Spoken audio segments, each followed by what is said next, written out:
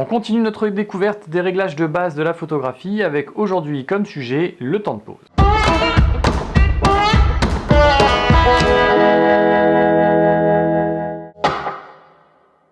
Bonjour, c'est Sylvain pour la chaîne Le Doigt sur l'Objectif. Je suis ravi de vous retrouver pour cette nouvelle vidéo après une longue pause estivale qui a fait, je pense, du bien à tout le monde. Comme je vous le disais, on continue notre série de vidéos sur les bases de la photographie avec donc aujourd'hui comme sujet le temps de pause. Alors je vais éclaircir un point de détail dès le début.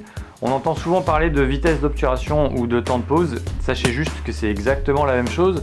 Pour ma part, je préfère utiliser le terme de temps de pause et vous allez très vite comprendre pourquoi dans mes explications. Alors on avait déjà parlé du temps de pause dans notre vidéo sur l'exposition. Si vous ne l'avez pas vu ou si ça commence à dater, je vous invite fortement à aller y jeter un petit coup d'œil et puis ensuite à revenir sur cette vidéo. Certaines choses seront beaucoup plus claires pour vous. Alors on va quand même faire un petit résumé. Qu'est-ce qu'on sait de ce réglage? Déjà que ça correspond au délai durant lequel l'obturateur va rester ouvert et exposer le capteur à la lumière. Plus le temps de pause sera long, donc plus le capteur sera exposé longtemps, plus votre photo sera lumineuse, et au contraire, plus ce temps de pause sera court et plus votre photo sera sombre.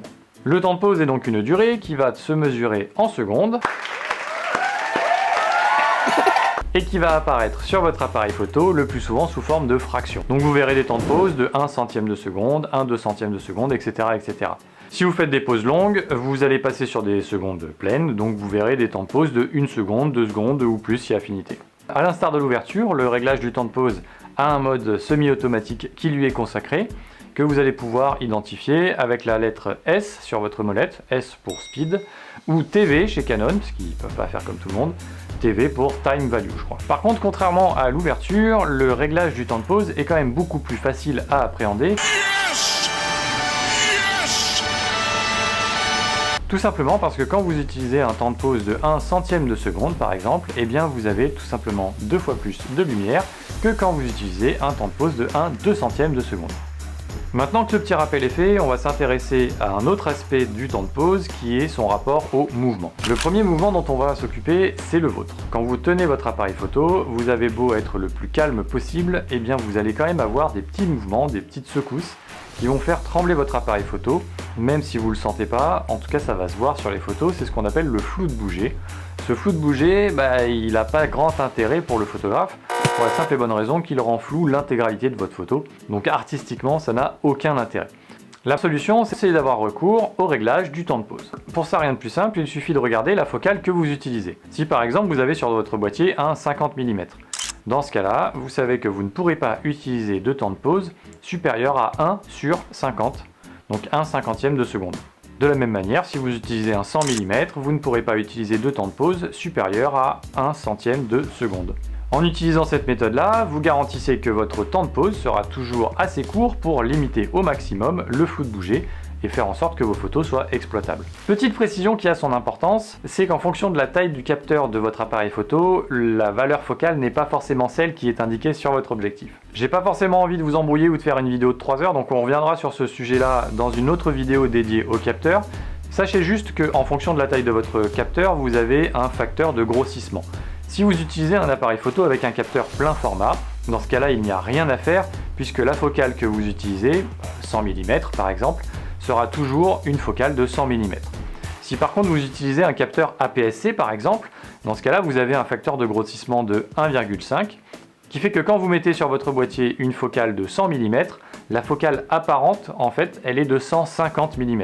De la même manière, si vous avez un capteur micro 4/3 dans votre boîtier, le facteur de grossissement il est de x2. Du coup, avec votre focale de 100 mm, vous avez une focale apparente de 200 mm. Il dit qu'il voit pas le rapport. Du coup, si je reviens un petit peu en arrière, si j'ai un capteur APS-C et une optique de 100 mm, ma focale apparente sera donc de 150 mm, et du coup le temps de pause maximal que je pourrais me permettre sera de 1 150e de seconde. Avec un capteur micro 4/3, la focale apparente sera de 200 mm, et donc je pourrais me permettre un temps de pause maximal de 1 200e de seconde. Voilà pour ce qui est de votre mouvement et du flou de bouger qu'il peut engendrer, et on va pouvoir maintenant s'atteler au deuxième type de mouvement, celui de votre sujet et du monde qui l'entoure. Dans ce cas, le temps de pause va avoir un effet direct sur la perception du mouvement de votre sujet. Le mouvement de votre sujet il va générer du flou lui aussi, et qu'on appelle le flou cinétique ou flou du sujet, Et celui-ci de flou, eh bien des fois on va le rechercher et des fois pas. Pour vous expliquer ça, je vais prendre différentes photos de la même scène en variant les réglages de temps de pause et vous allez voir que les mouvements des différents sujets qui composent la scène vont être retranscrits différemment en fonction du réglage du temps de pause. Je vais pas me compliquer la vie, je vais juste prendre l'appareil photo, le mettre sur un trépied et utiliser une télécommande, comme ça je suis sûr d'éviter au maximum le flou de bouger. Et vous allez voir qu'en fonction du temps de pause qui va être défini, la vitesse va être retranscrite différemment sur la photo. Donc nous voilà du coup sur l'ordinateur, je vous passe les détails de la prise de vue, c'est pas forcément ce qui est le plus intéressant, et voilà les différentes photos. Bon, clairement c'est pas la plus belle photo du monde, on est d'accord, mais voilà, l'idée c'est d'avoir une scène avec des sujets qui évoluent à des vitesses différentes pour que vous puissiez voir que la perception de leur mouvement va évoluer en fonction du temps de pause qu'on choisit. Donc pour cette première photo, on est à un temps de pause de 1 millième de seconde, donc un temps de pause assez court. Il n'y a pas de sujet, par contre on voit très nettement sur le jet d'eau que le mouvement du jet d'eau semble figé dans le temps, comme s'il avait été gelé. On distingue jusqu'aux gouttelettes qui s'échappent de part et d'autre du jet. Donc avec ce temps de pause très court, on arrive vraiment à figer un mouvement très rapide. Si je passe maintenant sur un temps de pause différent, 1/500e de seconde, on va voir que au niveau de l'eau, il n'y a pas de grande différence, on voit toujours des petites gouttelettes. On voit que sur des sujets lents, comme la dame qui marche là, qui n'est pas dans la zone de netteté, mais par contre son mouvement il est bien figé. Et on peut même voir que sur des sujets plus rapides, comme la voiture, là on a le mouvement de la roue qui est bien figé aussi. On a l'impression que la voiture est à l'arrêt, ce qui n'est pas du tout le cas, elle était bien en mouvement. Donc un mouvement qui est bien figé à 1/500e de seconde. Donc là je vais passer de 1/500e de seconde à 1/250e de seconde. Ce qu'on observe, c'est que au niveau des sujets plutôt lents, on continue à avoir le mouvement qui est bien figé. Au niveau de l'eau, on commence à avoir un petit peu de flou. Donc on distingue toujours des gouttelettes, mais on a de plus en plus de filets d'eau plus que des gouttes séparées. Et au niveau des véhicules rapides, on distingue encore les détails sur les roues. Par contre, on commence à percevoir un léger flou de mouvement. Donc à 1/250e de seconde, pour des sujets rapides, ça commence à être vraiment limite pour figer le mouvement. On va augmenter encore le temps de pause. Voilà. 1/125e de seconde. Ce qu'on constate, c'est que sur les sujets rapides, clairement, on a de plus en plus d'effets de flou de mouvement, de flou cinétique. Et sur l'eau, on voit de moins en moins de gouttelettes et de plus en plus un amas d'eau. Donc là, les formes sont moins nettes, le mouvement est moins figé dans le temps. Le mouvement de la marche, à 1/125e de seconde, il est encore bien figé. Vous voyez là les deux piétons au fond, on n'y distingue pas très bien, je n'ai pas une définition de fou. Par contre ce qu'on distingue, c'est que la jambe là elle est en position de marche là aussi, et pourtant il n'y a pas énormément de flou. Si je passe à 1/60e de seconde, ce qui se passe, c'est que au niveau des objets rapides, là je commence à avoir du flou de mouvement sur tout. Idem sur l'eau, vous voyez les gouttelettes je les vois de moins en moins, j'ai de plus en plus cet effet de filet d'eau, plus que de jet figé dans le temps. Et sur des sujets lents, ça reste encore utilisable largement. Vous voyez, ça reste, ils sont loin, ils sont un peu flous, mais on sent qu'au niveau de la jambe, il n'y a pas encore de flou de mouvement. 1/30e de seconde, on a encore multiplié le temps de pause par 2. Sujet rapide, l'eau, vous voyez, qui commence à être complètement floue. La voiture, qui est de plus en plus flou, on distingue de moins en moins les détails sur les objets rapides, et sur les piétons avec des marches plutôt lentes, on commence à avoir un flou de mouvement. À 1/15e de seconde, donc là j'ai plus de piétons, la voiture elle est floue, et non seulement elle est floue, mais en plus de ça on commence à avoir une déformation du sujet. Là vous voyez qu'au niveau des roues, j'ai plus seulement des roues qui sont floues, j'ai des roues qui sont allongées comme si elles avaient été étirées. Et ce qui s'est passé, c'est que quand j'ai commencé la prise de vue, la roue était là, et à la fin de la prise de vue, la roue était ici.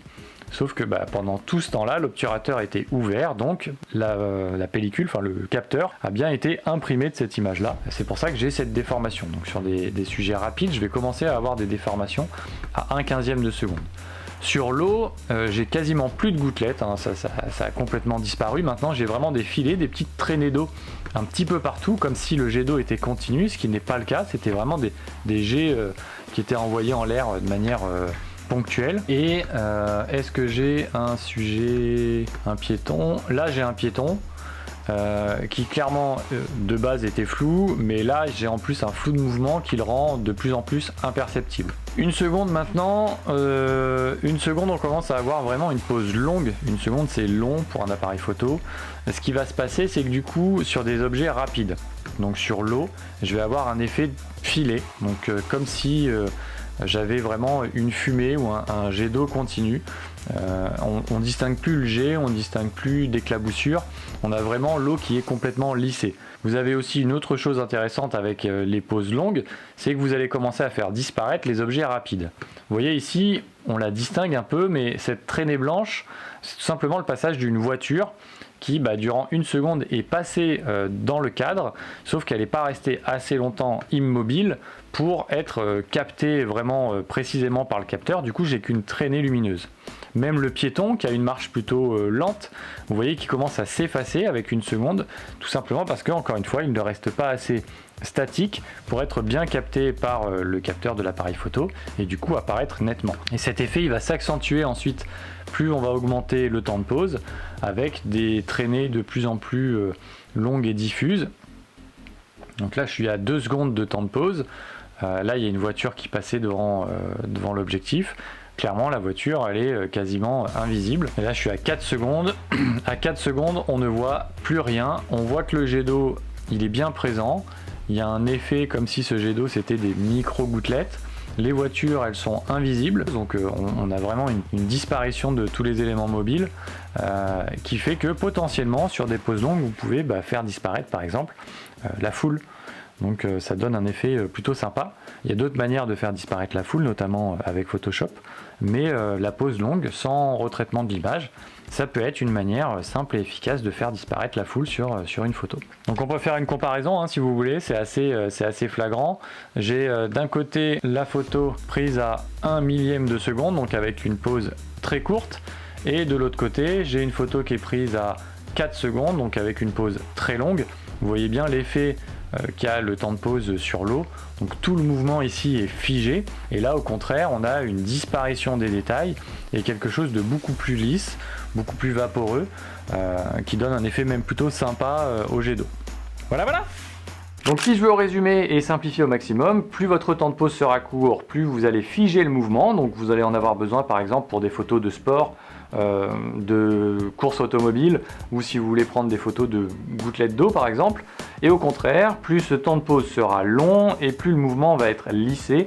C'est par exemple un effet qu'on recherche quand vous prenez en photo des cascades ou alors que vous voulez faire disparaître une foule sur une photo. C'est tout pour aujourd'hui, merci d'avoir regardé cette vidéo jusqu'au bout. Il ne vous reste plus qu'à attraper votre appareil photo et aller essayer ce nouveau réglage à l'extérieur. La semaine prochaine, on clôturera notre triptyque sur l'exposition avec une vidéo sur les ISO. Et puis on continuera toutes les semaines avec une nouvelle vidéo dans la joie et la bonne humeur. Du coup, n'oubliez pas de vous abonner, n'oubliez pas non plus de lâcher un petit pouce bleu si vous avez aimé cette vidéo. N'hésitez pas non plus à me laisser dans vos commentaires des idées de sujets si vous avez envie qu'on aborde certains sujets en particulier. N'hésitez pas non plus à me remonter ce qui vous a plu ou ce qui vous a déplu dans la vidéo, si vous voyez des choses à améliorer. Et si vous avez vraiment envie d'aider la chaîne, n'hésitez pas à partager ces vidéos sur vos réseaux, que ce soit Instagram, Facebook ou Twitter. Ça permettra d'augmenter la visibilité de la chaîne et moi ça me motivera à continuer ces vidéos. Allez, j'arrête de vous tenir la jambe, encore merci et je vous dis à la semaine prochaine pour une nouvelle vidéo. Tchuss!